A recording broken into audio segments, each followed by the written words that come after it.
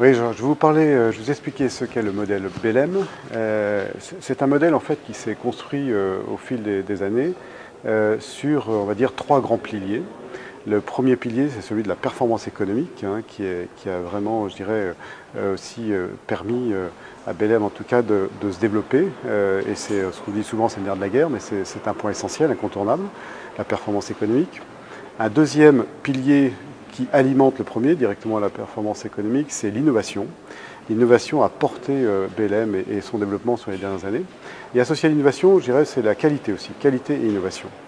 Et le troisième pilier qui vient s'ajouter, c'est celui de la RSE, la responsabilité sociétale des entreprises.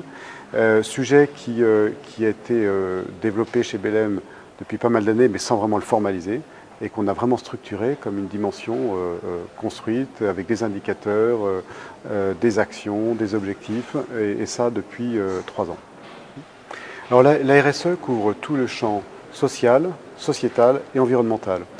Social, ça va être toutes les actions qu'on mène en interne pour le développement du personnel de BLM.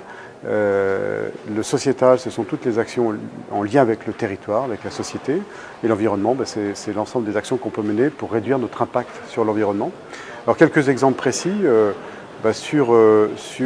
Par exemple, le sociétal, nous avons mis en place une crèche interentreprise qui bénéficie autant aux salariés de BLM qu'à des salariés d'autres entreprises situées à Machecoul.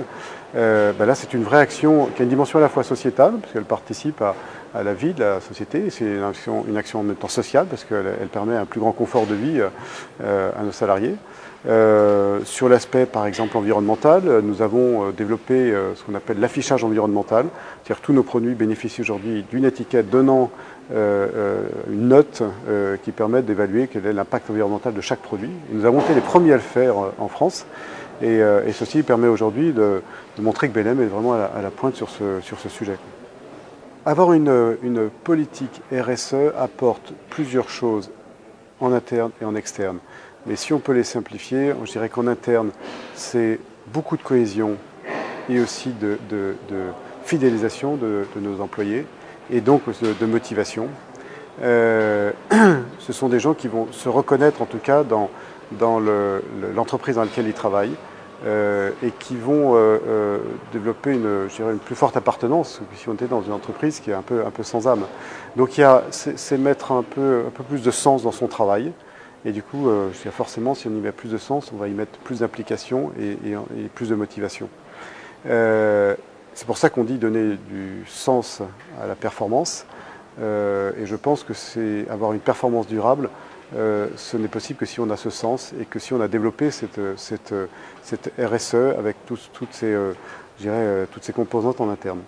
Sur l'externe, nos clients, aujourd'hui, ils connaissent BLM à travers, bien sûr, la qualité de ses produits, l'innovation des produits, mais à travers aussi cette culture d'entreprise responsable. Et ils sont fidèles à la marque pour tout ce qu'elle représente, l'innovation, la qualité, mais aussi cette dimension-là.